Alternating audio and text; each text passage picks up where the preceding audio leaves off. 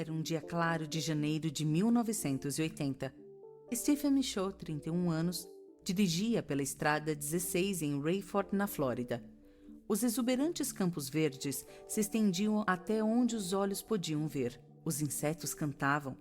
Mas quando Stephen passou pelos portões da prisão estadual da Flórida, ele entrou em um mundo diferente.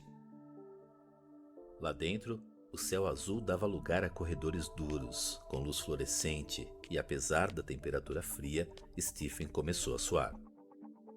Stephen estava prestes a entrar em uma das maiores instalações de segurança do estado. Ao ser escoltado pelo corredor da prisão por uma equipe de guardas armados, ele podia ouvir o seu coração batendo forte. Stephen não era investigador do FBI ou detetive da polícia. Ele era só um jornalista.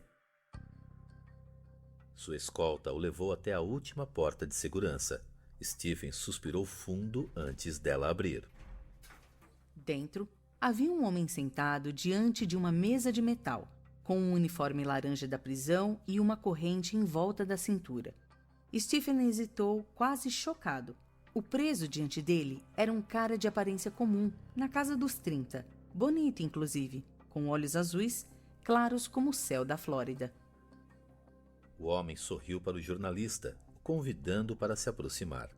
Quando Stephen se sentou à sua frente e começou a gravar, teve que lembrar a si mesmo quem era o homem do outro lado da mesa. Ele não era um preso comum, ou só um rapaz encantador. Ele era um monstro encarnado. Stephen estava cara a cara com Ted Bundy. Ei, a pesquisa. Neste episódio, vamos revelar a traumática infância de Ted Bundy, assim como os eventos que ocorreram antes dele perder a sua humanidade, levando aos seus 8 primeiros assassinatos confirmados. No próximo episódio, vamos rastrear Ted em uma jornada de crimes que termina com a mutilação e assassinato de dezenas de jovens mulheres em várias cidades americanas. Uma escalada sangrenta que provocou inúmeras prisões e julgamentos, levando Ted a se tornar um dos assassinos mais emblemáticos dos Estados Unidos. Ted Bundy nasceu como Theodore Robert Cowell em 24 de novembro de 1946, em Burlington, no estado de Vermont. Sua mãe, Louise Cowell, deu à luz aos 22 anos em uma casa para mães solteiras. A identidade do pai de Ted é desconhecida até hoje.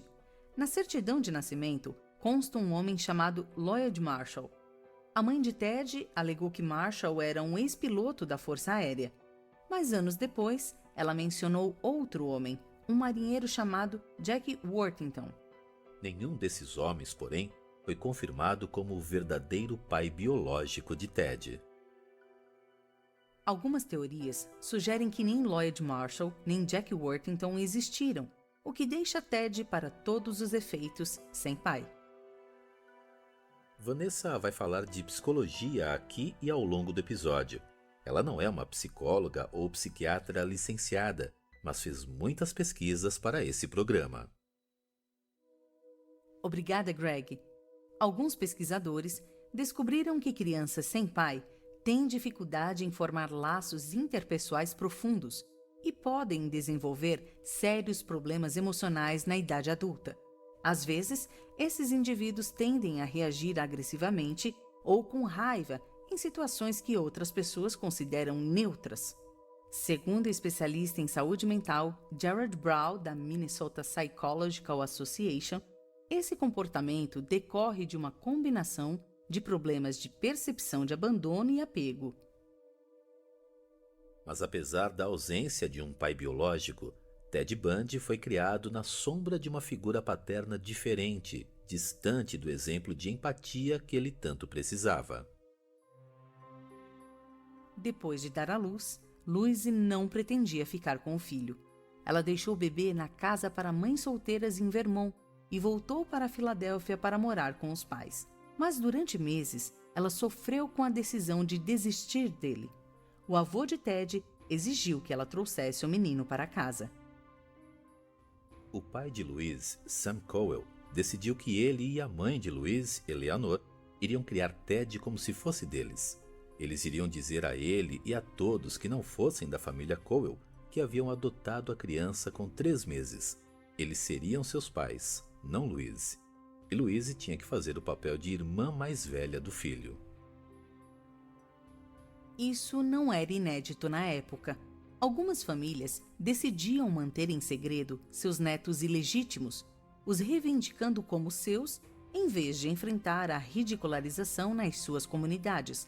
Mas no caso de Ted Bundy, estar sob os cuidados dos avós foi bem mais complicado do que ser criado por uma jovem mãe solteira. Sam Cowell, o avô de Ted, era conhecido por ser um homem excepcionalmente cruel. Ele era alcoólatra, com um temperamento violento, e era cruel com animais. Alguns relatos afirmam que Sam chutava os cachorros da família e lançava longe os gatos do bairro pelo rabo, mas o abuso não se limitava só a animais de estimação. Sam também passou por frequentes transtornos violentos na casa da família. Dizem que ele empurrou uma das filhas escada abaixo porque ela dormiu demais. E ele também pode ter abusado da sua esposa, Eleanor, uma mulher tímida que sofria de depressão e agorafobia graves. Eleanor praticamente não saía de casa. Parecia que ninguém saiu ileso da fúria de Sam Cowell, ou pelo menos ninguém além do pequeno Theodore. Não há evidências de que Sam tenha abusado do neto. Segundo Ted, ele nunca foi vítima da violência do seu avô ou de qualquer abuso da parte dele. Na verdade, ele amava Sam e até cuidava dele. Ted costumava relatar sua infância de uma maneira idílica, quase irrealista. E apesar dele não ser exatamente um narrador confiável, já que não há registros de que ele tenha sofrido abuso na infância, ele pode muito bem estar dizendo a verdade. Embora nunca vamos saber definitivamente se Ted sofreu algum tipo de abuso, físico ou psicológico, nas mãos do seu avô, não há dúvida de que ele testemunhou o abuso das mulheres da sua família desde muito cedo. Essa experiência certamente moldou a sua percepção da masculinidade e, possivelmente, as suas tendências violentas. Segundo o psicólogo social e especialista em abuso Donald Dutton, as crianças que sofrem violência doméstica têm maior probabilidade de desenvolver uma personalidade abusiva. Dutton descobriu que crianças do sexo masculino, em particular, correm mais risco do que as mulheres de se tornarem abusadoras. Isso era particularmente verdade no caso de meninos que testemunharam abuso contra outros em vez de serem as vítimas diretas, uma circunstância surpreendentemente semelhante à do jovem Ted Bundy na sua criação. Porém, Ted só viveu sob a tirania de Sam Cowell nos primeiros anos da sua vida. Em 1950, quando ele tinha 4 anos, Ted e sua mãe Louise se mudaram para Tacoma, em Washington, para morar com outros parentes. Ted ficou arrasado por ser tirado dos seus amados avós, que ele ainda acreditava serem seus pais adotivos. Mas Louise estava determinada a começar uma nova vida com seu filho, longe da casa abusiva em que tinha crescido. No verão de 1951, Louise conheceu Johnny Bundy em uma noite para adultos solteiros na igreja metodista local. Os dois logo se apaixonaram e não demorou muito para que se casassem. Depois, Johnny adotou Ted formalmente, dando a ele o nome que iria se tornar tão infame décadas depois, Ted Bundy. Mas apesar desse gesto de amor e aceitação, Ted nunca gostou muito do padrasto. Ele descrevia Johnny como um idiota e se ressentia do fato dele não ganhar muito dinheiro como cozinheiro militar. Nos 10 anos seguintes, quando Louise e Johnny somaram mais 4 filhos à família, Ted se desapegou emocionalmente, preferindo passar o tempo sozinho.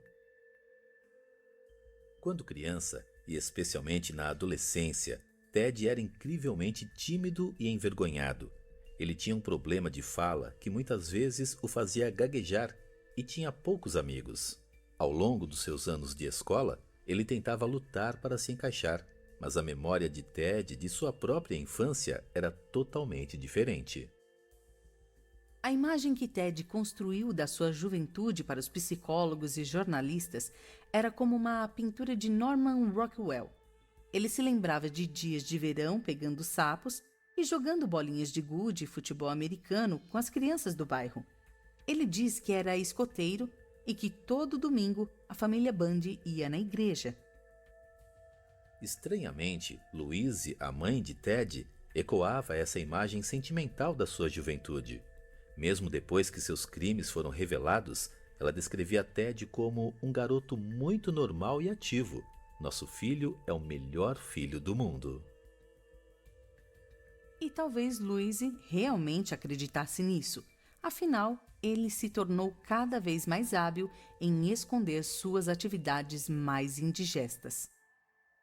No edifício Virgil, cada andar é um mistério. O prédio foi construído para ser uma armadilha. Todo mundo entra, mas quase ninguém sai. Quantas trancas? Eles vão te matar. Horror, ação e comédia. Dos mesmos produtores de It, A Coisa, com Zazie Beetz. Rezem pra eu estar disposta a perdoar. Eles vão te matar. 26 de março somente nos cinemas. Vá e torça para voltar. Verifique a classificação indicativa. Durante a adolescência, Ted começou a sua carreira criminosa como espião. Ele escapava à noite e espreitava seu bairro de classe média para se masturbar enquanto espiava mulheres através das janelas. Essa tendência voyeurística acabou dominando cada vez mais a vida de Ted na adolescência. Tornou-se uma rotina repetitiva. Ele voltava às mesmas casas para assistir às mesmas mulheres até as primeiras horas da manhã. Do que sabemos, Ted nunca foi pego e, como resultado, Louise nunca teve consciência desse lado desviante do seu filho. De fato, parece que ninguém estava explicitamente ciente das inclinações mais sombrias de Ted, mas os seus colegas sempre souberam que havia algo estranho.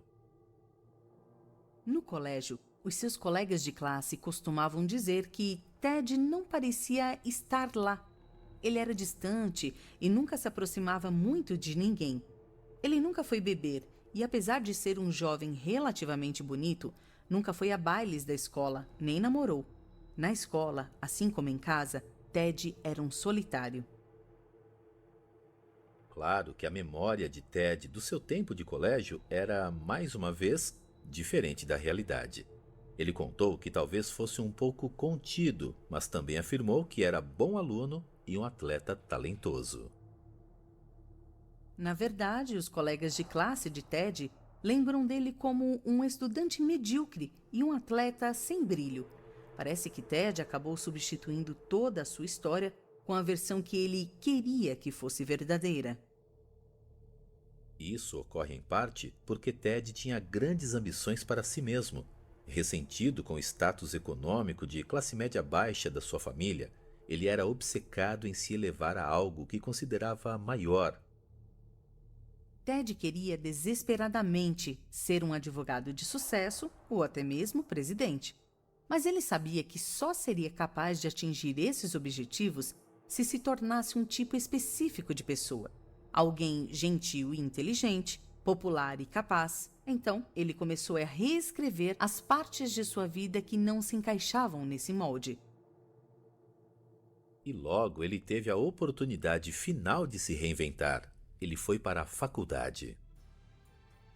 Em 1966, Ted, com 19 anos, se matriculou na Universidade de Washington, em Seattle, e começou a trabalhar na reconstrução da sua identidade.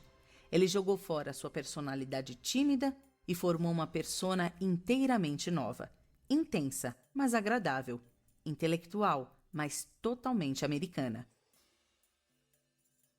Ele aprendeu a sorrir com facilidade, conversar mantendo um contato visual constante e inabalável. Com cada nova pessoa que conhecia, ele experimentava esse novo eu até levá-lo à perfeição. Essencialmente, Ted estava praticando o carisma e o charme do tipo de político que ele pensava que queria ser. Para ganhar mais experiência com essa pessoa política, ele se ofereceu para trabalhar em uma campanha política.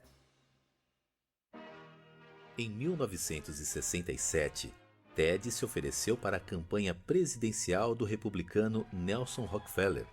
Trabalhar na campanha deu a ele uma vida social que ele nunca teve. De repente, ele tinha um grupo de amigos, empregados da campanha e outros voluntários, e uma variedade de funções políticas.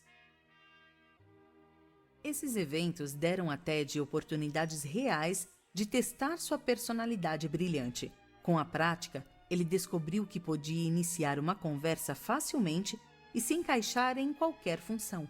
Essas novas habilidades sociais também lhe renderam sua primeira namorada. Em 1967, aos 20 anos, Ted conheceu Diane Edwards, uma colega da Universidade de Washington. Diane era o tipo de mulher com quem Ted sonhava, alta e bonita, com longos cabelos escuros.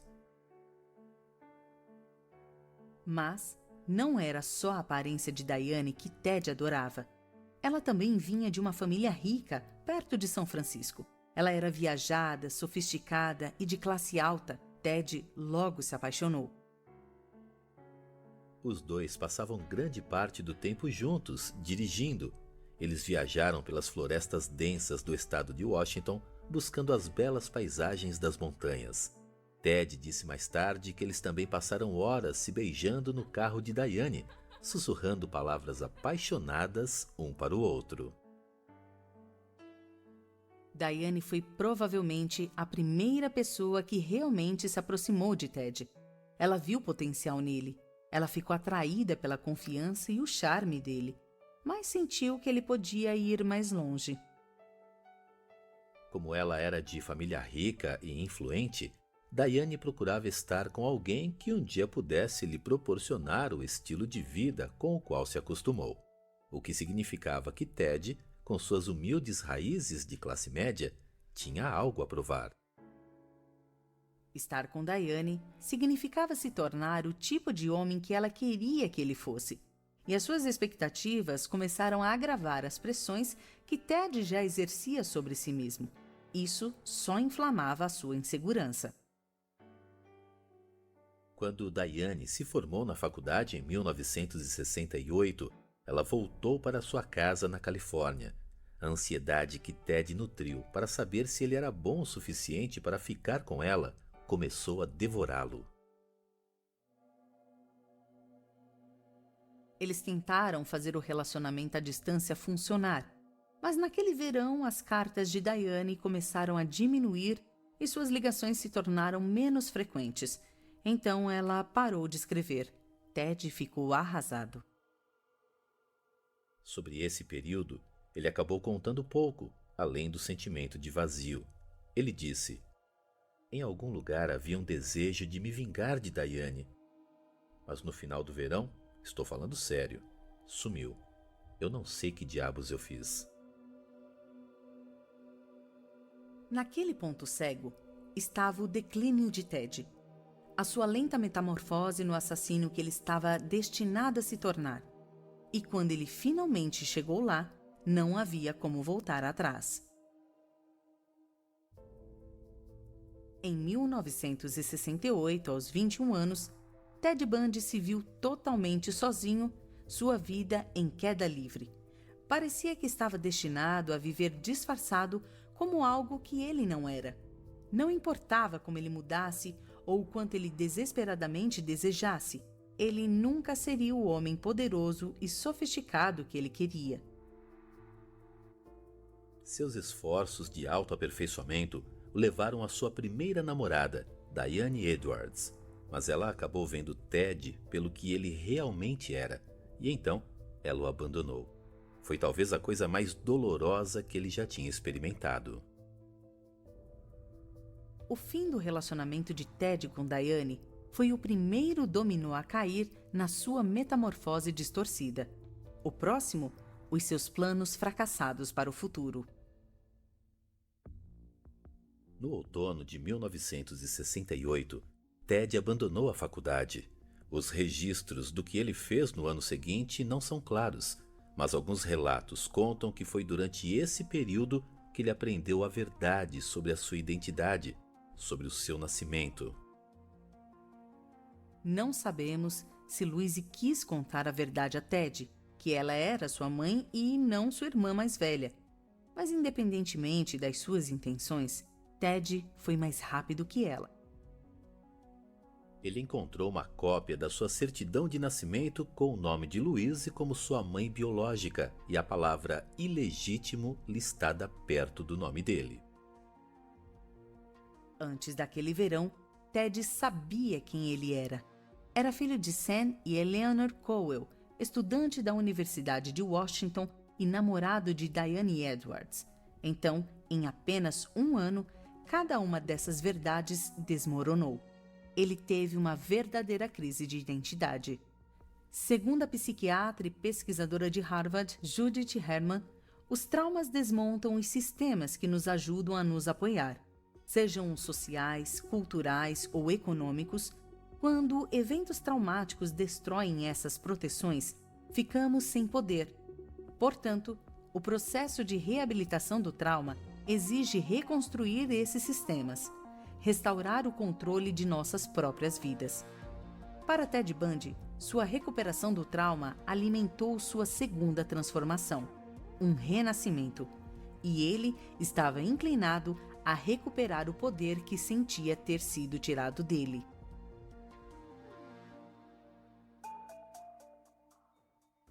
Em 1969, aos 22 anos, ele aparentemente decidiu se reerguer. Naquele outono, ele se matriculou na Universidade de Washington e conheceu outra mulher, Elizabeth Klopfer. Elizabeth, ou Liz, tinha longos cabelos castanhos. Ela era uma mulher simples, de fala suave, de família mórmon e mãe solteira de uma filha pequena. Ela e Ted namoraram intermitentemente nos 6 anos seguintes. Ted afirmou que amava tanto Liz que isso o desestabilizava, mas sentiu que nunca poderia se abrir totalmente para ela. Em vez disso, ele simplesmente seguiu os movimentos do relacionamento, ajudando Liz a criar sua filha, lavando a louça, tirando o lixo. Mas na realidade, o tempo todo em que ele esteve com Liz, Ted ainda estava obcecado com sua primeira namorada, Diane Edwards. Nos 3 anos seguintes, Ted fez o que pôde para se transformar no tipo de homem que Diane queria. Mesmo enquanto esteve com Liz, ele estava determinado a reconquistar Diane. Ted se dedicou à escola e até a atividades mais altruístas. Em 1971, começou a trabalhar como voluntário na Seattle Crisis Clinic, uma linha direta de prevenção ao suicídio.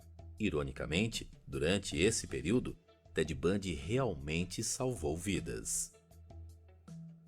Em 1972, ele se formou em psicologia na Universidade de Washington e começou a tentar entrar em faculdades de direito.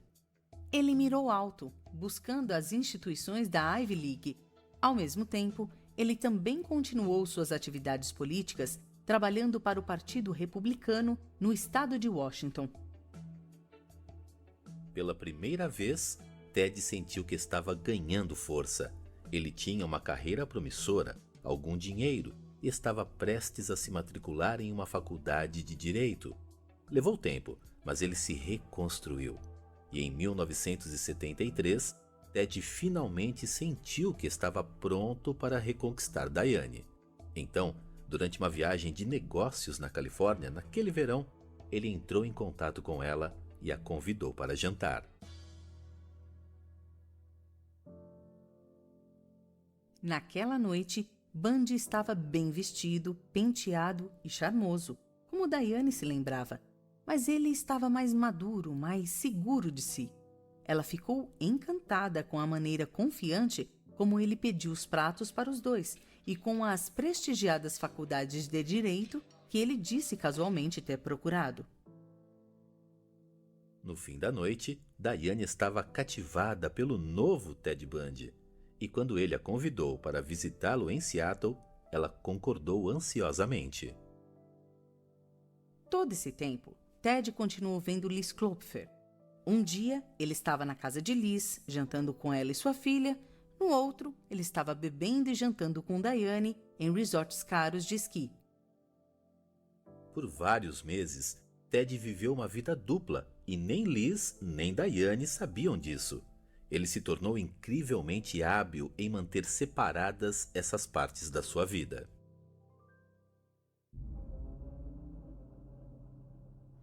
Essa capacidade de viver duas existências diferentes simultaneamente foi um dos recursos mais definidores de Ted Bundy. Al Carlyle, o psicólogo penitenciário que analisou Ted anos depois, chamou essa tendência de compartimentalização. Carlyle explicou a compartimentação como um corte de ideias ou eventos em quadros mentais específicos. A pessoa mantém limites psicológicos distintos entre cada um desses quadros, a fim de mantê-los separados, como realidades diferentes dentro da mesma mente. Carlyle diz que esses chamados compartimentos ajudam a proteger a capacidade da pessoa de viver vários estilos de vida, muitas vezes opostos, que são relativamente imunes à detecção. Isso foi muito útil para Ted. Em 1973, o rapaz de 26 anos fez malabarismos com seus dois relacionamentos com Liz e Diane por quase um ano. Durante esse tempo, Diane se apaixonou profundamente por ele, e Ted parecia sentir o mesmo. Ele e Diane chegaram a discutir o casamento, e Ted a apresentou como sua noiva para os amigos em festas. Mas naquele inverno, tudo mudou. Depois das festas de fim de ano, Ted, de repente, se distanciou de Diane. Sem explicação, ele interrompeu as conversas sobre planos de casamento, e quando ela foi visitá-lo, ele ficou irritado e agressivo.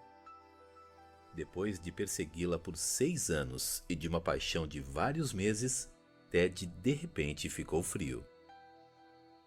Diane ficou com o coração partido.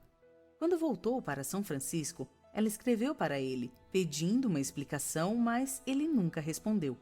Ela acabou ligando para Ted, furiosa, e gritou com ele. Por que ele estava fazendo isso?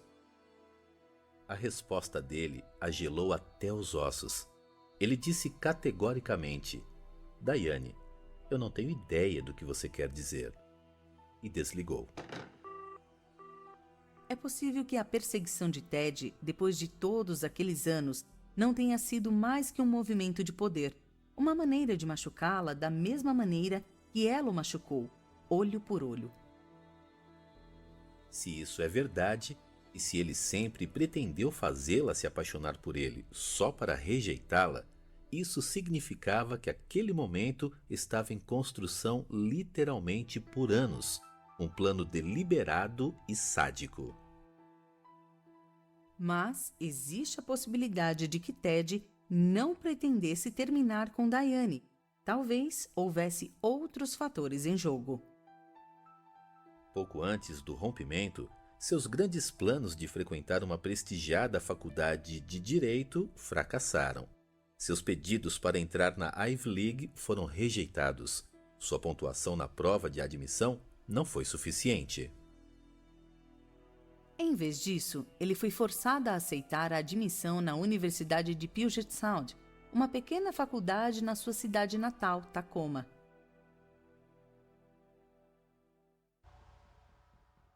Ted ficou arrasado.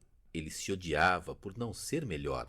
Durante anos, ele sonhou em se tornar um advogado de sucesso e, de certa forma, essa era toda a premissa do seu relacionamento retomado com Diane. Sem esse futuro, ele sentiu a necessidade de rejeitar Diane antes que ela descobrisse a verdade. Ele certamente sentiu uma sensação devoradora de fracasso. Ted viu que seu futuro estava encolhendo. Os objetivos que ele perseguiu por mais de meia década tinham sumido como por encanto, e o mesmo aconteceu com seu autocontrole. Em 4 de janeiro de 1974, Ted, 27 anos, fez uma curta caminhada do seu apartamento na Universidade de Washington até um conjunto habitacional próximo. Era um passeio familiar que ele já tinha feito várias vezes. Durante dias, Ted observou de dentro do seu carro o andar inferior do edifício. Ele descobriu que 4 estudantes universitários moravam lá, 3 rapazes e sua única colega de quarto, Karen Sparks, de 18 anos. Karen era caloura da universidade e dançarina. Ela era bonita, doce, com um rosto gentil e longos cabelos escuros. Ela dormia no quarto do porão do apartamento, bem afastada dos colegas de quarto homens. Logo depois da meia-noite, Ted invadiu silenciosamente o apartamento e entrou no quarto de Karen. Lá, Ted parou na porta, com um pé de cabra na mão. Ele se aproximou da cama, onde a jovem dormia em paz, com a respiração firme. A respiração de Ted, no entanto, era rápida. Enquanto observava o corpo inconsciente de Karen, os cabelos escuros espalhados no travesseiro, ele sentiu sua mente começar a rodar. Seu sangue subiu por todas as artérias. Então, ele bateu no crânio dela com um pé de cabra. Depois que começou, ele não conseguiu mais parar. Seguidamente, ele bateu em Karen. O sangue espirrou no seu rosto e nas suas roupas. Na sua raiva, ele quebrou uma haste de metal da cama dela e agrediu sexualmente seu corpo golpeado. Depois que ficou satisfeito, ele saiu pela porta do quarto dela e sumiu na noite. No dia seguinte, os colegas de quarto de Karen acreditaram que ela ficou dormindo a maior parte da tarde. Só às 7 da noite seguinte, eles a encontraram inconsciente, deitada em uma poça do seu próprio sangue. Mas, milagrosamente, ela ainda estava viva. Os ferimentos que Karen Sparks sofreu naquela noite a deixaram com danos cerebrais permanentes e deficiências físicas. Mas foi apenas o começo do reinado de terror de Ted Bundy, um reinado que continuou pelos 4 anos seguintes. Em janeiro de 1974, Ted Bundy cometeu seu primeiro ataque e agressão sexual que conhecemos. A vítima foi Karen Sparks, de 18 anos, caloura da Universidade de Washington. Sem que Ted soubesse, Karen conseguiu sobreviver ao ataque brutal. Ele tentou matar e falhou, mas ele não iria demorar muito para tentar novamente.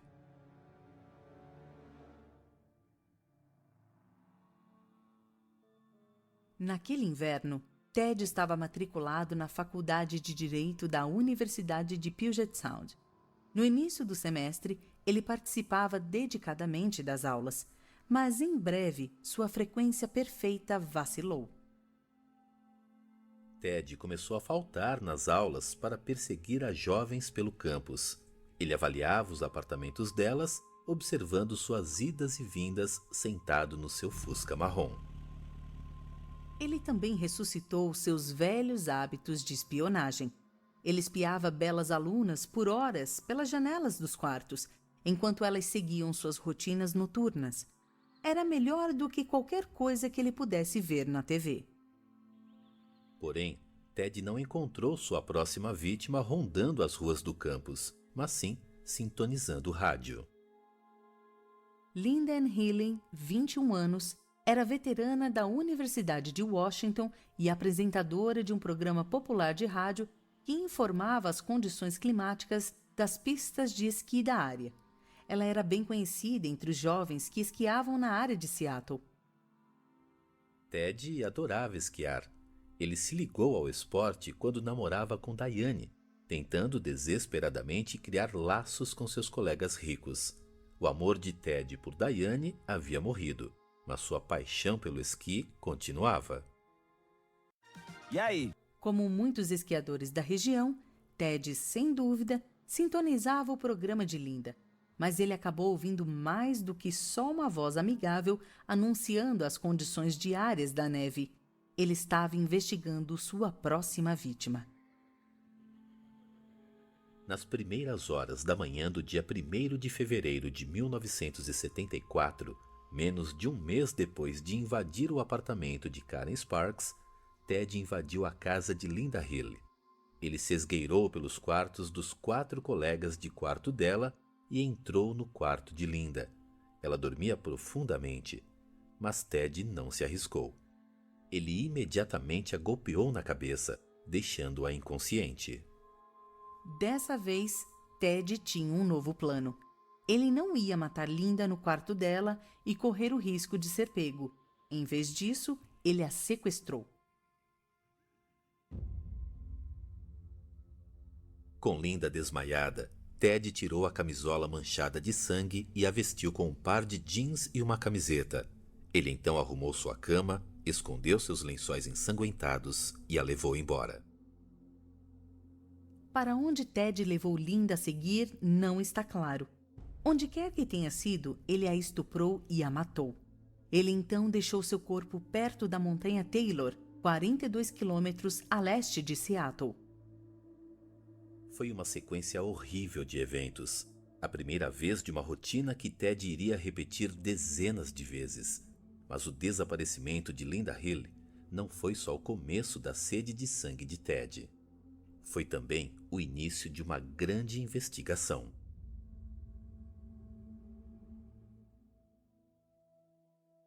Na manhã seguinte, quando Linda não apareceu na estação de rádio para transmitir seu boletim diário de esqui, seus colegas de trabalho sabiam que havia algo errado.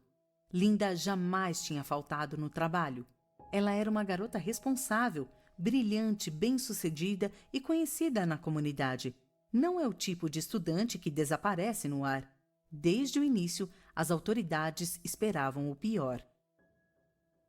Quando a polícia revistou o quarto de Linda, encontrou vários itens ausentes, incluindo algumas peças de roupa e as chaves da casa.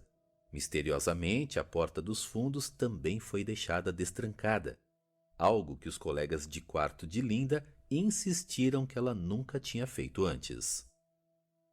Quando os detetives tiraram os lençóis da cama impecável, descobriram uma pequena mancha de sangue. Depois de uma busca mais aprofundada, eles encontraram a camisola encharcada de sangue de Linda no armário. Estava claro, agora, alguém havia levado Linda Healy. Aquilo era bem familiar para o departamento de polícia de Seattle. Eles tinham visto um crime igualmente brutal apenas um mês antes e a alguns quarteirões de distância, a tentativa de assassinato de Karen Sparks. A polícia fez a conexão, mas levaria meses para que a investigação ganhasse força. Depois do assassinato de Linda, Ted ficou animado. Nessa época, Liz Klopfer, sua namorada de longa data, notou uma clara mudança nele. Seu humor mudava com qualquer coisa. Um minuto ele estava animado, encantador como sempre, e no outro, os olhos dele escureciam. Discussões simples se transformavam em ameaças e móveis quebrados. Foi a primeira vez que Liz viu Ted partir para a violência. Seus hábitos sexuais também mudaram. Embora Liz e Ted supostamente tivessem uma vida amorosa suave até aquele momento, ele se tornou agressivo, obrigando Liz a fazer sexo anal e insistindo que experimentassem a submissão.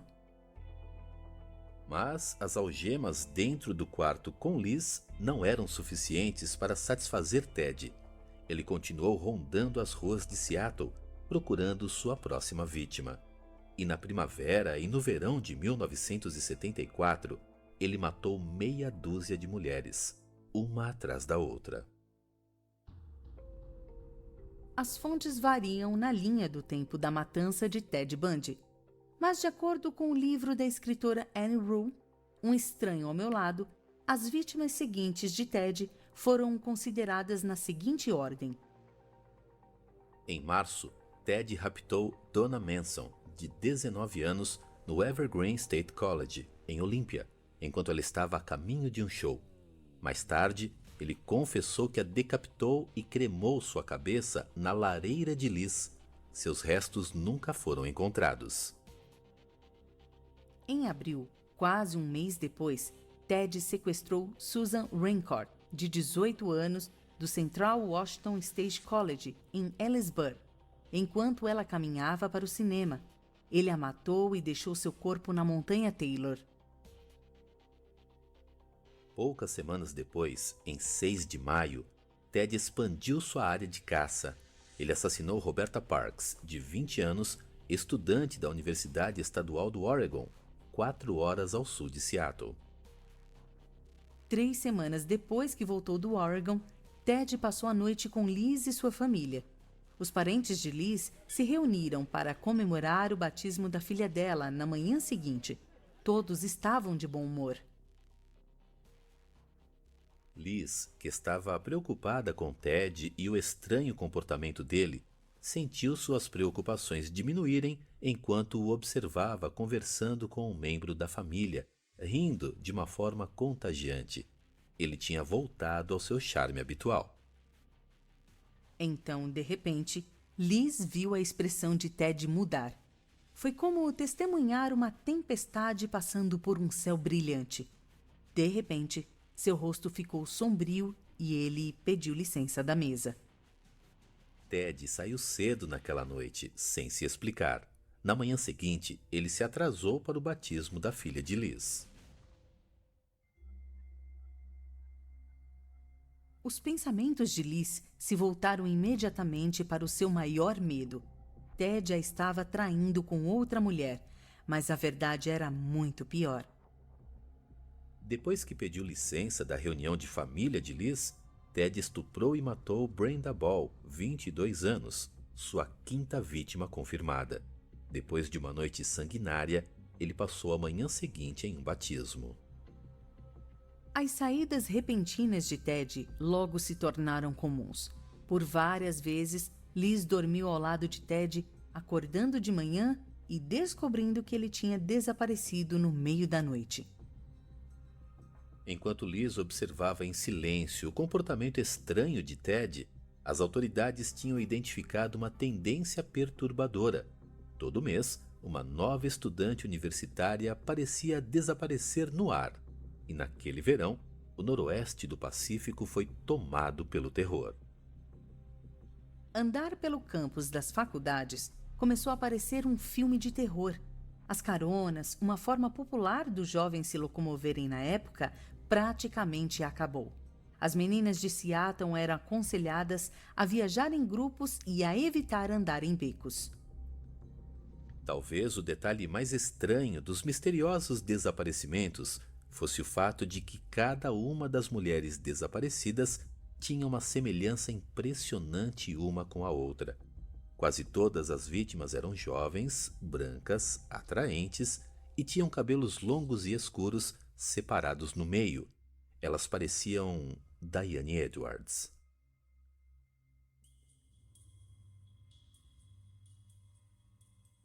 A tendência de atacar vítimas com aparência específica ou que se assemelham a alguém que o assassino conhece não é incomum. Essas características compartilhadas entre as vítimas são chamadas de perfil de vítima. E o perfil de Ted Bundy era incrivelmente específico.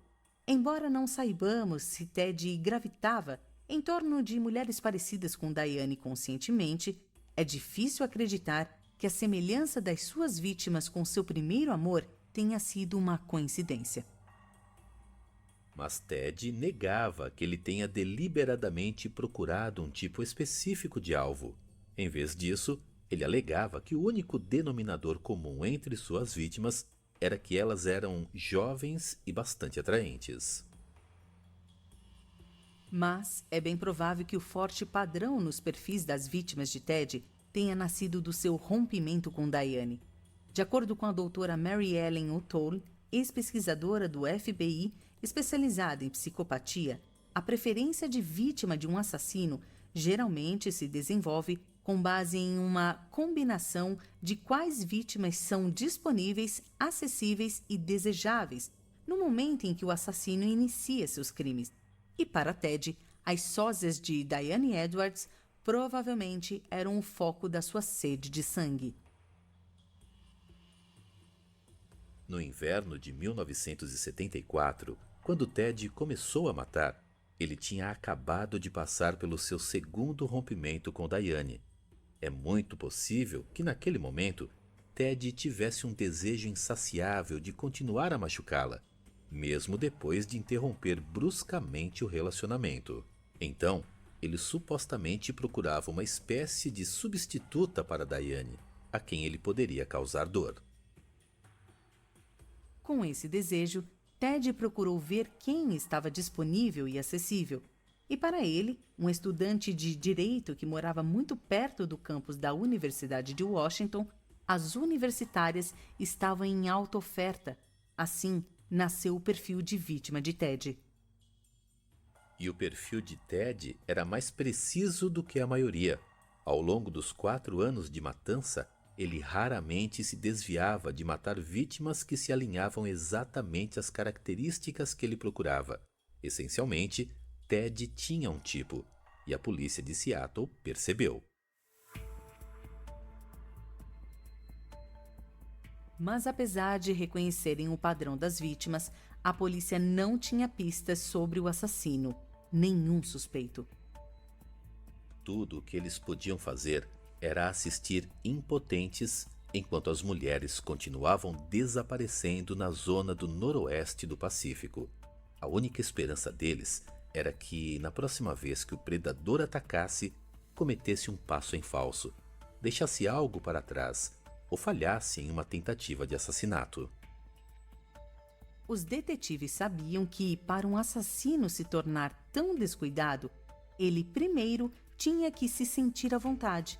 E para Ted Bundy, o assassinato parecia natural demais.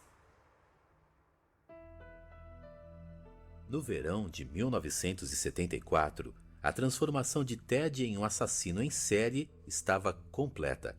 Com cada assassinato, seu ego só crescia e suas mortes se tornavam cada vez mais ousadas. Em julho, sua arrogância finalmente superou seu bom senso.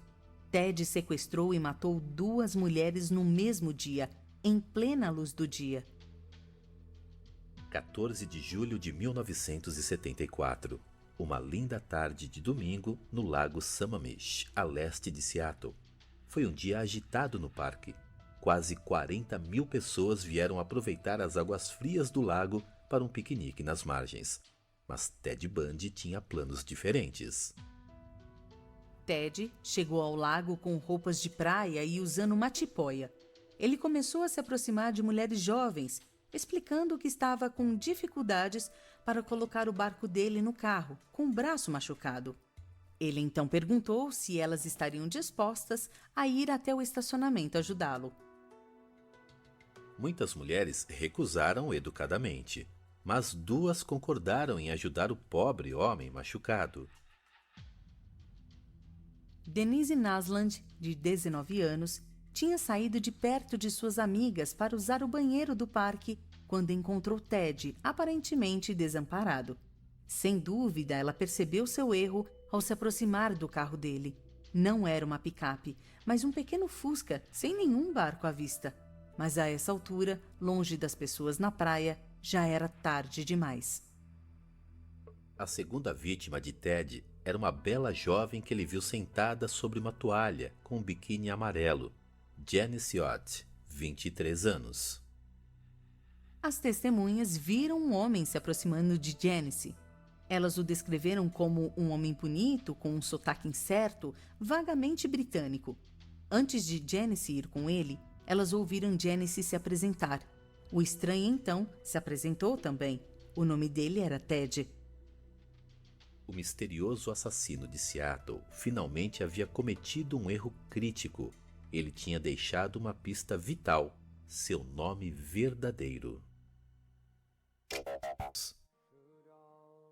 31 de dezembro de 1977. Mais uma manhã gelada na prisão Garfield County, em Glenwood Springs, no Colorado. Ao começar seu turno, o guarda da manhã assobia, tentando injetar um pouco de alegria no ambiente. Afinal, era ano novo. Mas enquanto avançava pela sequência de celas, seu assobio parou. No final do corredor, havia uma cela que ele tinha medo de visitar. Ted Bundy era legal, até charmoso, mas o guarda sabia o que ele tinha feito: assassinato. O pensamento arrepiou sua espinha. Então, ao se aproximar da cela de Bundy no final do corredor, ele se preparou. Mas quando chegou, ele viu que havia algo errado. A bandeja do jantar da noite anterior não foi tocada. Isso por si só não era incomum. Ted tinha perdido o apetite nas últimas semanas, às vezes comendo apenas um pouco das refeições. Todos os dias ele parecia estar ficando mais magro. Mas não foi a comida deixada de lado na cela de Ted que deixou o guarda incomodado. Foi o fato de que Ted não estava de pé. Normalmente, naquela hora, ele costumava estar bem acordado, lendo ou mexendo na máquina de escrever. O guarda olhou para Ted, dormindo debaixo do cobertor, e chamou o nome dele. Ted não se mexeu. Então ele chamou de novo, mais alto dessa vez. Nada. A mente do guarda começou a acelerar. Deus, será que ele estava morto? O guarda destrancou a cela e correu para dentro do minúsculo ambiente de paredes brancas. Quando ele puxou o cobertor do beliche, seu coração quase parou. Debaixo do cobertor, nada além de uma pilha de livros. Ted Bundy tinha escapado. De novo. Nós abordamos os antecedentes de Ted Bundy, desde a sua infância caótica até a luta com sua identidade e a rejeição quando jovem. Também seguimos sua lenta metamorfose em um assassino, deixando um rastro de quase uma dúzia de assassinatos em 1974. Neste episódio, vamos seguir Ted na sua trilha sanguinária, onde ele mutila e assassina quase 40 jovens mulheres em diversas cidades americanas. Foi um caos de sangue que provocou várias prisões e julgamentos, levando Ted a se tornar um dos assassinos mais odiosos dos Estados Unidos.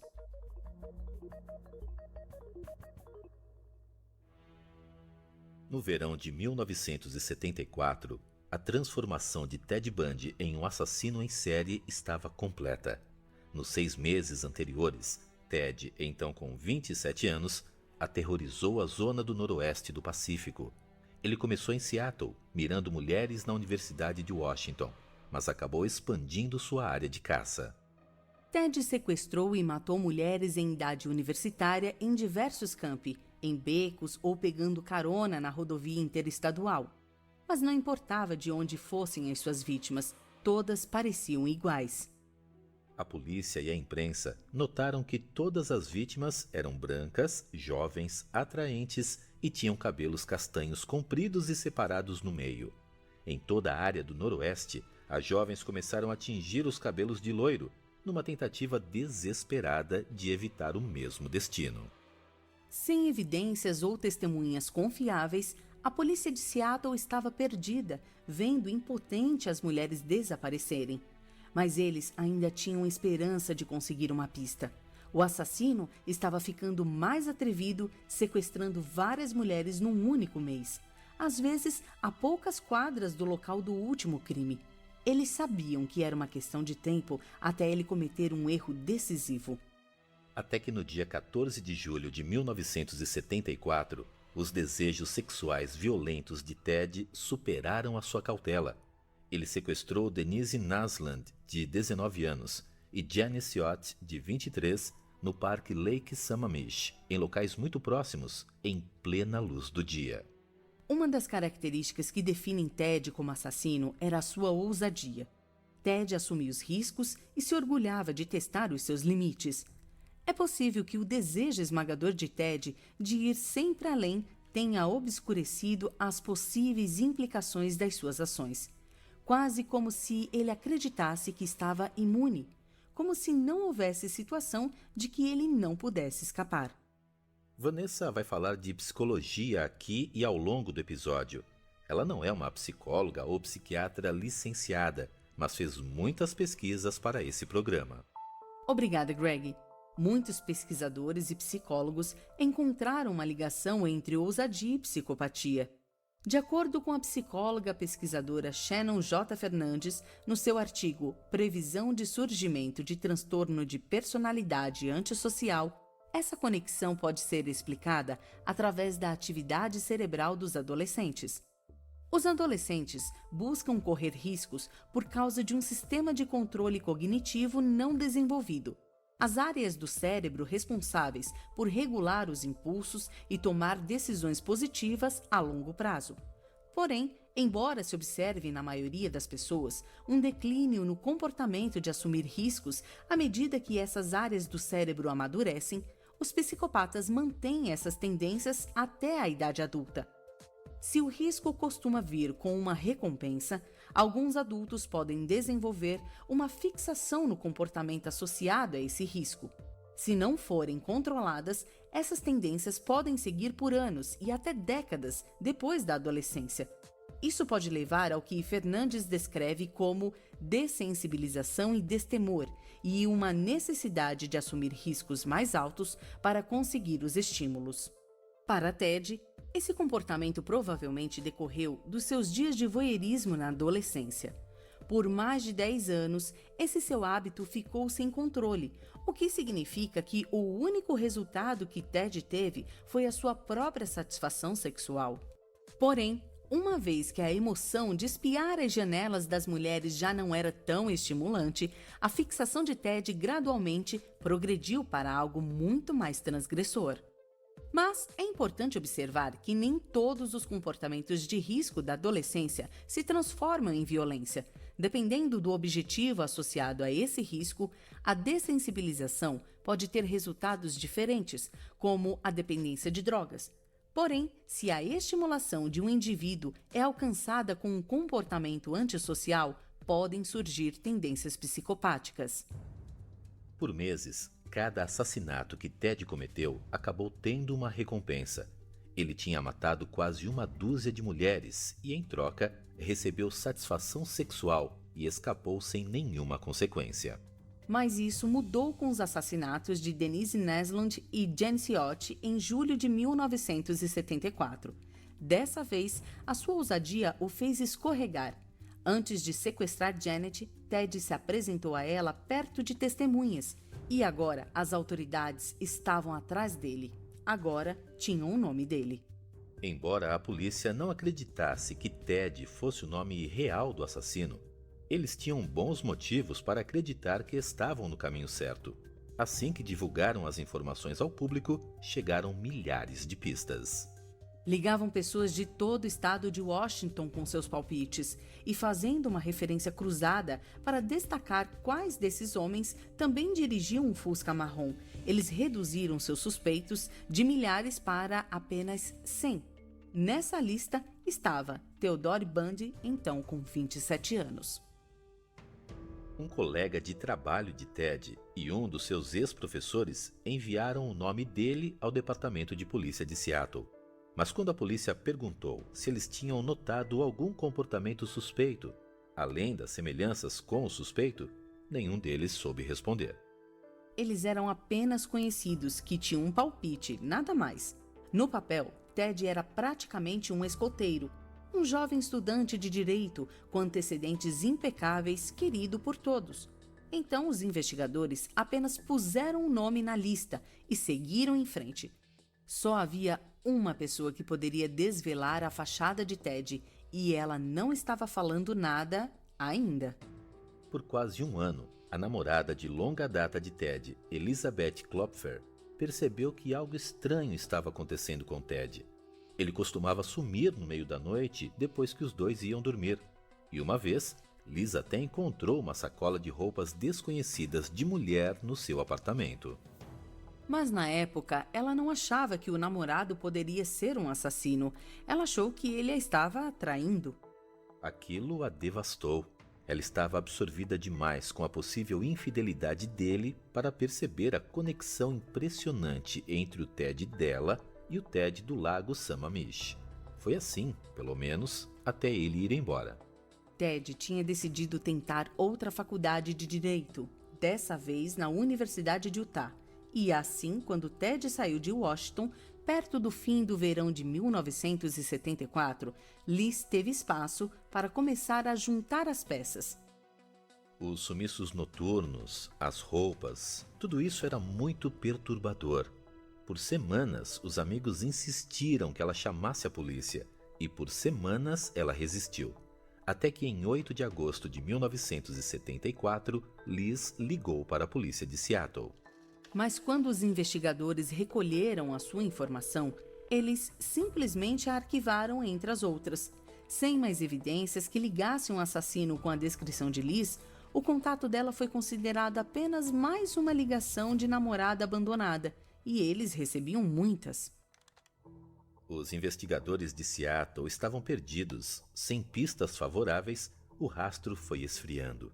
E de repente, após quase um ano, as mulheres pararam de desaparecer. Ted Bundy tinha se mudado para outro local de caça, Salt Lake City. Enquanto Ted dirigia para o sul pela rodovia interestadual em direção ao estado de Utah, ele se sentia eufórico. Mais uma vez, ele iria tentar seu sonho de ser advogado, e deixar Washington era um alívio. Agora que a polícia já tinha seu primeiro nome, ele sabia que era questão de tempo antes que o pegassem. Em Utah, ele estaria seguro. Ele teria um novo começo. Ted chegou a Salt Lake City e fez o que sabia melhor. Se misturou. Ele se dedicou a estudar e rapidamente fez amigos na Universidade de Utah. E embora ele e Liz mantivessem contato e seguissem com o relacionamento à distância, ele começou a namorar outra estudante de direito, Sharon Auer. Sharon era mórmon e em breve Ted também seria. Naquele ano, ele foi batizado e se tornou membro ativo da Igreja dos Santos dos Últimos Dias, participando de reuniões e funções da congregação.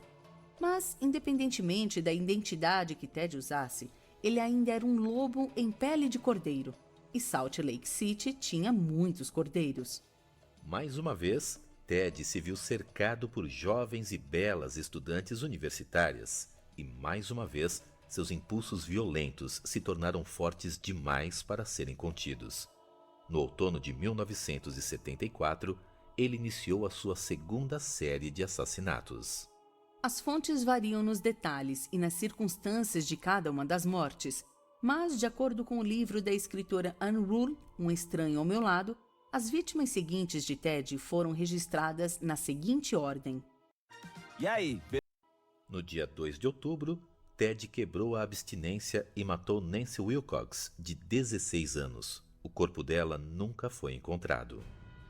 No mesmo mês, em 18 de outubro, Ted matou Melissa Smith, 17 anos, filha de um chefe de polícia local. Ela foi vista pela última vez pelo pai em casa, antes de sair para jantar com um amigo. 9 dias depois, seu corpo foi encontrado no deserto, com uma meia de nylon em volta do pescoço.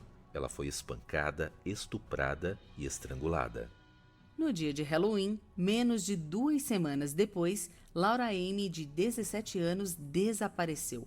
Seu corpo foi encontrado nas montanhas Wasatch no dia de Ação de Graças. Mas nem todos os ataques de Ted foram bem-sucedidos. Em 8 de novembro de 1974, uma vítima escapou.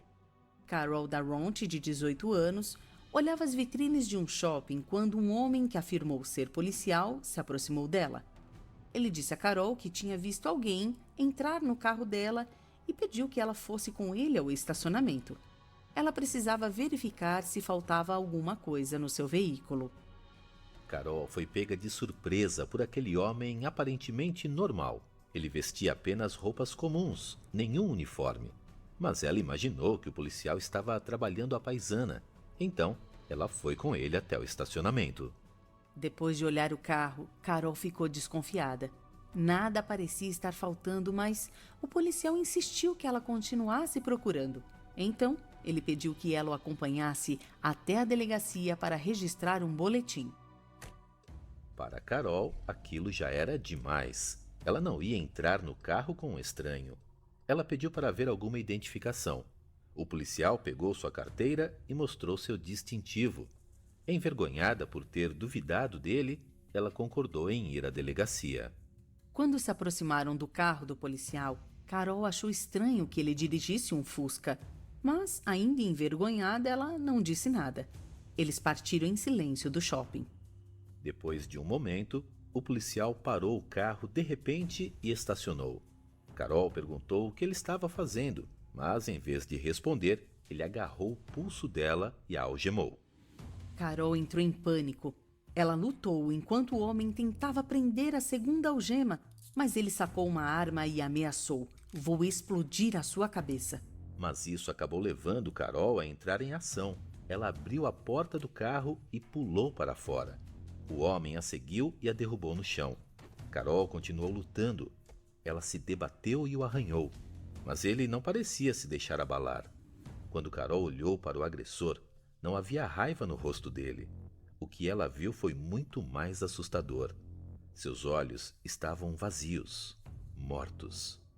Carol finalmente conseguiu se libertar das mãos de Ted e correu na direção de um carro que se aproximava.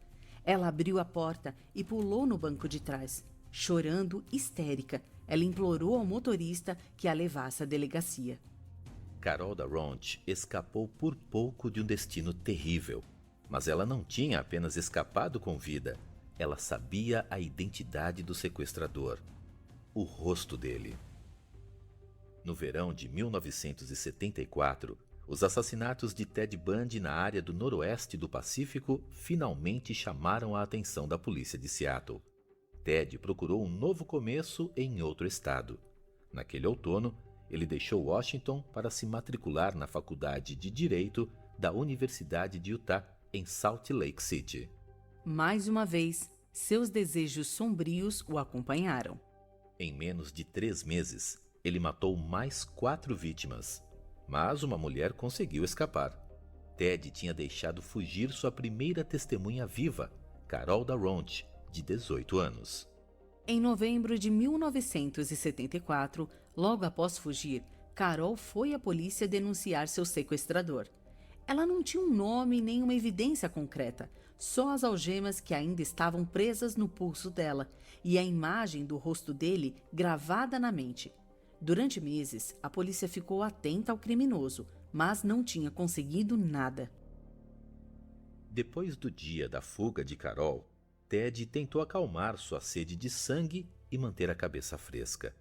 Porém, mesmo assim, seus impulsos sombrios tinham atrapalhado a sua formação. Ele fracassou na faculdade de Direito pela segunda vez. Ted, então com 28 anos, voltou a Seattle em janeiro de 1975 para visitar Liz. Depois de quase 6 meses separados, ela notou que Ted tinha aparentemente melhorado. Ele já não mostrava uma natureza explosiva. O homem terno e carinhoso que ela amava havia retornado. Liz sentiu uma culpa enorme por ter dado o nome dele à polícia de Seattle. Mas ela não sabia que Ted tinha finalmente cometido a traição que ela temia. Ele ainda estava namorando Sharon Auer, em Utah. Nem Liz nem Ted revelaram seus respectivos segredos. Em vez disso, eles fizeram planos de casamento e decidiram se casar no inverno seguinte. Então, tão rápido quanto veio, Ted se foi novamente. Ele disse a Liz que iria voltar para a Universidade de Utah para o semestre da primavera. Mas isso foi só mais uma mentira, projetada para esconder seu maior segredo. Em vez disso, Ted partiu de Washington para matar novamente. A essa altura, Ted já vinha matando há quase 1 ano. Nessa época, ele estabeleceu uma espécie de padrão ou ciclo. Ele matava em fúria por alguns meses, totalmente consumido pela sua sede de sangue. Aí, ele, de repente, parava por um tempo, como se o desejo simplesmente tivesse passado. Em janeiro, quando ele voltou a Washington para ver Liz, Ted estava nesse período adormecido, encantador e tranquilo. Era um tipo de calmaria antes da tempestade do seu próximo furor assassino. O Dr. Frederick Werden define esses estágios da ação criminosa como uma crise catatímica. Werden divide esse conceito em uma série de etapas. Um acúmulo emocional que desemboca no crime, uma serenidade após o crime que permite que a pessoa se comporte normalmente e, finalmente, uma resolução. um estágio em que o indivíduo se autorregula, se ajustando para que o ato não se repita. No entanto, de acordo com o criminologista Donald J. Sears, os assassinos em série nunca chegam a esse estágio final de resolução. Em vez disso, ficam presos em um ciclo perpétuo de construção e liberação. Com esse padrão contínuo, Sears explica que cada crime vai se tornando mais violento e mais frequente que o anterior. E com Ted, não havia dúvida de que ele havia sido consumido por esse ciclo sangrento. Por um ano, Ted se apegou a uma aparência de normalidade, o seu sonho de se tornar advogado. Mas em janeiro de 1975, parecia que Ted tinha desistido disso também, sucumbindo à sua sede de sangue. Quando deixou Liz em Seattle, ele não voltou para Utah para continuar seu curso de direito. Em vez disso, ele foi para o Colorado, com apenas um objetivo em mente: estuprar e massacrar o maior número possível de mulheres. Em 12 de janeiro de 1975, Ted foi para a cidade de esqui de Snowmass Village, no Colorado, onde sequestrou Karen Campbell, 23 anos, da pousada Wildwood Inn. Karen estava hospedada na pousada em uma viagem de férias para esquiar com o noivo. Naquela noite, o casal estava relaxando diante da lareira no saguão, quando ela saiu para pegar uma revista no quarto. Ela entrou no elevador do hotel e nunca mais foi vista. 36 dias depois, seu corpo foi encontrado nu e devorado por animais em uma montanha próxima. E logo, mais corpos seriam encontrados. De janeiro a julho de 1975, Ted matou mais 4 vítimas. A mesma epidemia de mulheres desaparecidas que assolava o noroeste do Pacífico e Utah agora estava acontecendo no Colorado. Mas antes que as autoridades encontrassem uma pista, os assassinatos pararam. Ted, mais uma vez, seguiu em frente. Não está claro por que, mas Ted voltou para Salt Lake City no início de julho. Talvez fosse visitar sua segunda namorada à distância, Sharon Auer. Seja qual for o motivo, seu retorno a Utah foi seu maior erro até então. No dia 16 de agosto de 1975, às 2 da manhã, Ted foi parado pela polícia e seu carro foi revistado. Dentro, eles encontraram uma série de itens suspeitos: corda, picador de gelo, pé de cabra e algemas, entre outras coisas. Mas para o policial, não eram armas de assassinato. Eram ferramentas de roubo. Ted foi preso, mas acabou libertado sem fiança. Foi só depois que ele partiu que a polícia notou algo arrepiante. Ted combinava com a descrição de um suspeito procurado, o sequestrador de Carol Darront. Alguns dias depois, Ted foi trazido de volta à delegacia para participar de uma fila de suspeitos para Carol identificar.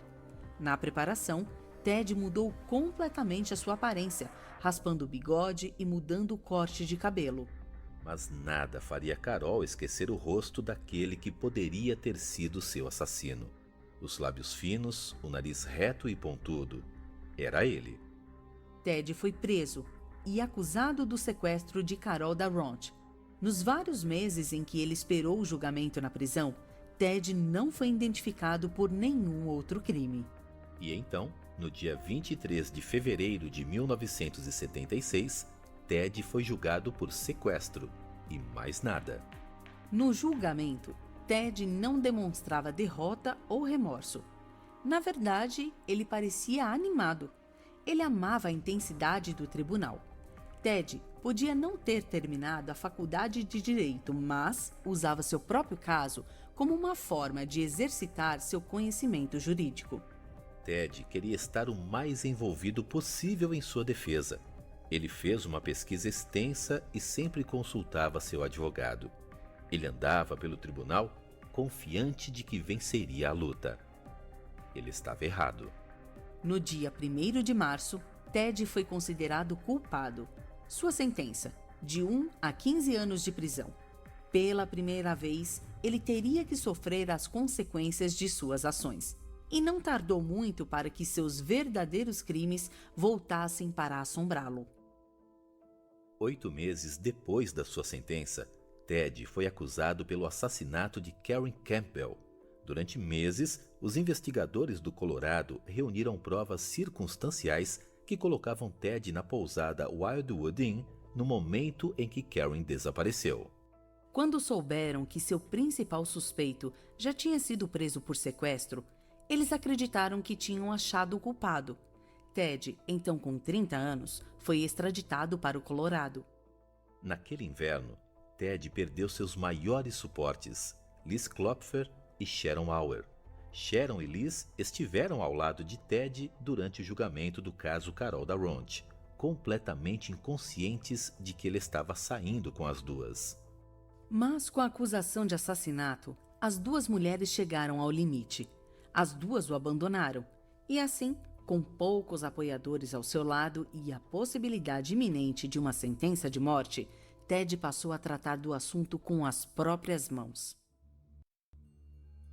No dia 7 de julho de 1977, Ted participou de uma audiência pré-julgamento em Aspen, no Colorado, que iria determinar se ele enfrentaria ou não a pena de morte. Naquela manhã, durante um recesso judicial, Ted pediu para usar a biblioteca de direito do tribunal. Não era um pedido incomum. Assim como ele fez no julgamento do caso Carol Darront, Ted estava inflexível e queria pesquisar a sua própria defesa. E assim, os policiais permitiram seu acesso, sozinho e sem algemas. Enquanto os policiais esperavam no corredor do lado de fora, Ted abriu a janela do segundo andar da biblioteca e pulou. Assim que caiu no chão, ele sentiu uma imensa dor subir pela perna. O impacto tinha rompido um ligamento no tornozelo. Mas Ted não parou. Ele se levantou e correu em direção às montanhas. Quando os policiais perceberam que ele tinha fugido, ele já tinha desaparecido na paisagem do Colorado. A fuga de Ted não foi uma decisão impulsiva. Por semanas ele planejou a fuga e nesse dia usava várias roupas para a ocasião. Ele ia precisar de todo o calor que conseguisse para sobreviver às noites geladas em altas altitudes. Ted estava determinada a ir o mais alto e o mais longe possível. Ted comentou ter preparado sua mente no caminho para as montanhas. Mais tarde, ele disse aos jornalistas: "Eu dizia a mim mesmo repetidamente, você precisa ir, não hesite, não pare, não pare." Ted tinha um bom motivo para continuar correndo. Logo, um exército de pessoas do Colorado iria se reunir para caçá-lo. As autoridades armaram uma ampla caça ao homem. Os moradores da região chegaram a se voluntariar, fazendo a busca a cavalo, armados com rifles.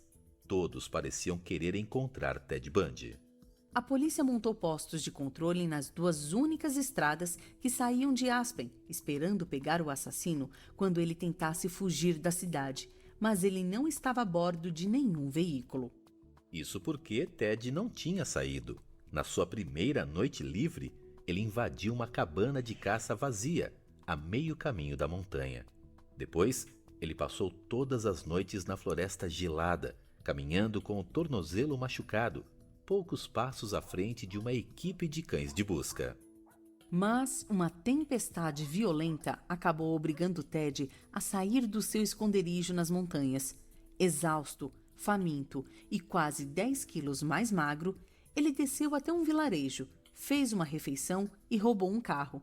Estava na hora de cair fora dali. Mas a jornada de Ted rumo à liberdade foi curta. No dia 13 de julho de 1977, às 2 da manhã, a polícia parou um carro dirigindo irregularmente na estrada. Dentro do carro, um homem abatido, com olhos selvagens, olhou para o facho da lanterna do policial. Finalmente, eles tinham encontrado Ted. Bundy fugiu por quase uma semana antes de ser preso. Quando voltou para a prisão, ele deu o seu característico sorriso para as câmeras. E quando os repórteres se amontoaram à sua volta, ele fez piadas, subestimando sua fuga. Ele disse: "Honestamente, fiquei cansado de estar preso." Nos 5 meses e meio seguintes, Ted esperou na prisão pelo seu julgamento por assassinato. mas ele não tinha intenção de pôr os pés no tribunal. Aproveitando a vantagem de 10 quilos depois da fuga, ele continuou passando fome, até ficar magro o suficiente para passar por uma abertura no teto da sua cela, onde uma luminária ainda não tinha sido instalada. Nas primeiras horas do dia 31 de dezembro de 1977, Ted tentou a sua jogada. Com cerca de 60 quilos, ele se ergueu até o buraco no teto e rastejou pela tubulação de ar até o apartamento dos guardas, situado sobre a sua cela. Ali, ele desceu no quarto e roubou algumas roupas. Ele então saiu pela porta da frente. Ted Bundy, o assassino em série mais ativo dos Estados Unidos, escapou pela segunda vez dentro daquela noite de inverno. De 1974 a 1975, Ted Bundy matou pelo menos 17 mulheres, movendo a sua matança do noroeste do Pacífico para o estado de Utah e depois para o Colorado. Mas quando uma prisão não relacionada às mortes levou à sua primeira acusação de assassinato, Ted percebeu que seu tempo estava acabando. Nos meses seguintes à extradição para o Colorado, ele não tentou apenas uma, mas 2 fugas. E na véspera do Ano Novo de 1977, Ted, então com 31 anos, saiu da prisão e desapareceu no meio da noite. Naquela manhã, usando dinheiro doado para sua defesa, Ted tentou sair do Colorado. Ele pegou um ônibus até o aeroporto de Denver e depois um avião para Chicago. De lá, ele pegou um trem para Ann Arbor, no estado de Michigan. Mas, na época, Ted tinha uma prioridade: o futebol americano da faculdade. No dia 2 de janeiro, Ted torceu pela sua faculdade, a Universidade de Washington, que derrotou a Universidade de Michigan no Rose Bowl. Naquela noite, sem um centavo no bolso, ele dormiu no templo de uma igreja metodista da região. Na manhã seguinte, ele roubou um carro. Ted decidiu que precisava ficar o mais longe possível da região do Noroeste, e então se decidiu pelo canto oposto do país. Ele foi para a Flórida. Ted imaginou que na Flórida ninguém iria procurá-lo. E ele não estava errado. Por causa da conveniente falta de comunicação entre os departamentos de polícia, o estado da Flórida não tinha informação sobre ele. Após sua fuga no Colorado, havia agentes federais na caça a Ted. Ele logo foi colocado na lista dos mais procurados do FBI.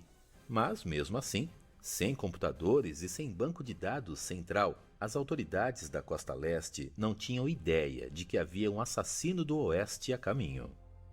No dia 8 de janeiro de 1978, uma semana depois de escapar da prisão no Colorado, Ted Bundy dirigiu para a cidade de Tallahassee, especificamente para a Universidade da Flórida. Em Tallahassee, Ted disse às pessoas que se chamava Chris Hagen. Depois de roubar alguns cartões de crédito de estranhos em um bar, ele arranjou um quarto em um prédio próximo a uma irmandade, a Chi Omega. Uma semana depois, nas primeiras horas da manhã do dia 15 de janeiro de 1978, Ted embarcou no seu crime mais ousado. Ted observou as garotas da Irmandade Chi Omega chegando em casa dos seus encontros e indo para a cama. Às 2:30 da manhã, quando parecia que a última garota tinha adormecido, ele agiu. Ted entrou pela porta dos fundos, carregando um pequeno galho que encontrou no quintal. Enquanto caminhava silenciosamente pela casa, passando retrato após retrato das garotas da Irmandade, ele sentiu o coração bater forte. Finalmente, ele se aproximou do quarto de Margaret Bowman, de 21 anos. Ali dentro, Margaret dormia profundamente. Em poucos minutos, Ted a havia espancado e a estrangulado até a morte. Ofegante e manchado de sangue, Ted podia sentir que estava perdendo o controle. Sem hesitar, ele foi para a próxima vítima. Ted entrou no quarto de Lisa Levy, de 20 anos. Ela foi estrangulada e espancada até a morte como Margaret, mas o ataque a Lisa foi particularmente cruel. Quando a agrediu, Ted mordeu o corpo de Lisa. Ted se perdeu completamente na sua sede de sangue. ele afundou os dentes nas nádegas de Lisa e arrancou o mamilo do seu seio direito. Ted continuou a caminhar pelo corredor da casa da Irmandade, atacando mais 2 mulheres naquela noite: Karen Chandler, de 21 anos, e Kate Kleiner, de 20. Como Margaret e Lisa, Karen e Kate estavam inconscientes durante os ataques, mas felizmente sobreviveram, por pouco. Quando os paramédicos chegaram no local, não tinham certeza se elas estavam vivas ou mortas. Ao ver os corpos espancados das meninas serem carregados nas ambulâncias, o chefe de polícia Ken Katsaris se perguntou que tipo de monstro poderia ter cometido um crime tão hediondo. Mas antes que ele pudesse pensar na resposta, ouviu uma chamada pelo rádio. Outra jovem mulher tinha sido brutalmente espancada a poucas quadras de distância. Ted mal chegou a descer a rua, antes de sucumbir outra vez aos seus desejos assassinos. O comportamento atrevido de Ted tinha alcançado novos patamares. Dessa vez, ele deixou evidências para trás. Quando Katsaris correu para o local, encontrou uma máscara feita de meia calça feminina e uma mancha de sêmen no quarto da mulher. Ted ficou tão absorvido na emoção da matança que acabou se sabotando. Os criminologistas geralmente classificam assassinos em série com base em uma dicotomia clara: os assassinos organizados e os desorganizados. Por anos, os crimes de Ted o enquadraram perfeitamente no primeiro tipo. Ele era um matador organizado típico, socialmente competente e capacitado.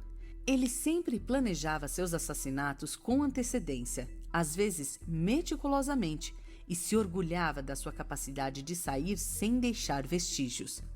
Mas, com o tempo, a classificação de Ted mudou radicalmente. De acordo com os pesquisadores Barney Whorf e Cynthia Weidel, os limites entre os assassinos organizados e os desorganizados geralmente ficam tênues quando o assassino mata por um longo período de tempo.